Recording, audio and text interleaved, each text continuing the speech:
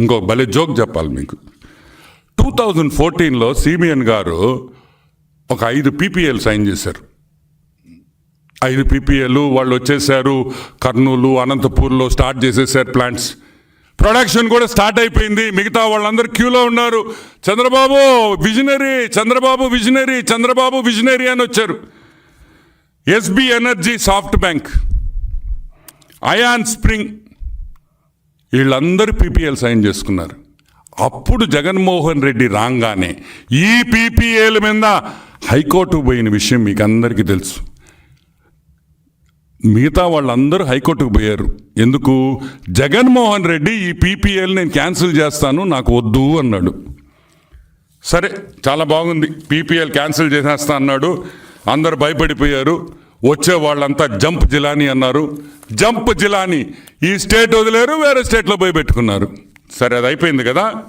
SB energy, SoftBank, SB energy, SoftBank వాళ్ళు చేసిన MOU. ఎవరు SoftBank? One of the biggest fund investors in Japan, in the world.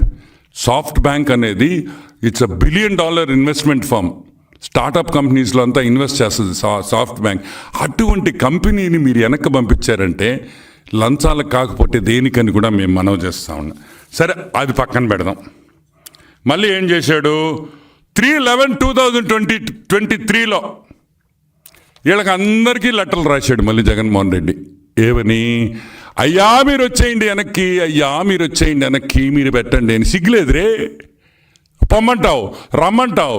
ఇదేమన్నా ఏం పంచాయతీ ఇదే?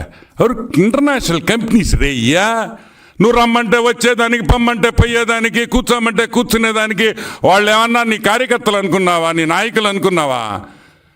సజ్జల రామకృష్ణారెడ్డి రే కూర్చోరే అనగానే పుట్టుకని కూర్చోరే, లేరా అనగా లటకని లేసేదానికే. ఈ ఇంటర్నేషనల్ పీపుల్ వీళ్ళు సాఫ్ట్ బ్యాంకు. నువ్వు ప్రాయంగానే వాళ్ళు ఎగేసుకొని గోచి కట్టుకొని వస్తాడు. అన్న పిలిచాడు మళ్ళీ మనం పెడతాం ఆంధ్రాలో అని. నిజంగా నేను ఆ రోజు నువ్వు ఆపకపోయి ఉంటే ఈరోజు ఇంకొక 6,000 మెగావాట్లు మన రాష్ట్రంలో ఉండేది. 6,000 మెగావాట్ల నుంచి 10,000 మెగావాట్లు ఈరోజు మన రాష్ట్రంలో ఉండేది. ఇంకో రాష్ట్రానికి పోయి తీసుకురావాల్సిన అవసరం ఉండేది కాదని కూడా నేను మనవి చేస్తున్నాను.